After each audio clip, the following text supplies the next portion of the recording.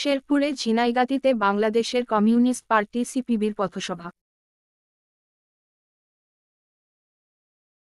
আনিস আহমেদের ছবিতে ANB news desk report.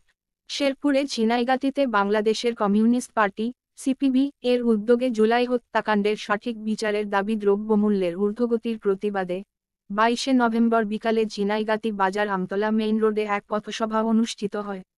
পথসভার সভাপতিত্ব করেন নালিতাবাড়ী উপজেলা সভাপতি বীর মুক্তিযোদ্ধা কমরেড তোফাজ্জল হোসেন সরকার। সঞ্চালনায় ছিলেন বাংলাদেশের কমিউনিস্ট পার্টির ঝিনাইগাতী শাখা সম্পাদক শাহিন মিয়া।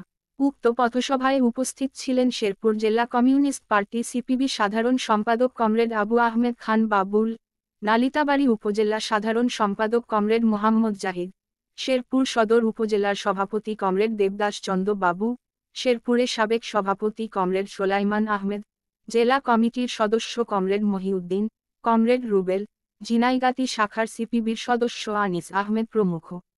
পথসভায় নেতৃবৃন্দ বক্তব্যে বলেন, 5 আগস্টের গণহত্যার সঠিক বিচার করো, সংস্কারের নামে তালবাহানা চলবে না, নির্বাচনের রোডম্যাপ ঘোষণা করো, লুটপাট সিন্ডিকেট ভাঙ্গ, দ্রব্যমূল্যের দাম কমাও, কৃষকদের বিনামূল্যে বীজ, সার, বিষ বিতরণ করো, অটোরিকশা বন্ধ করার আগে অটো শ্রমিকদের কর্মসংস্থানের ব্যবস্থা করো, দিন মজুরদের পল্লী রেশন চালু করো, কৃষক শ্রমিকের সন্তানদের বিনামূল্যে লেখাপড়ার সুযোগ করে দাও, সরকারি হাসপাতালে সুচিকিৎসার ব্যবস্থার দাবি করেন কমিউনিস্ট পার্টির নেতারা।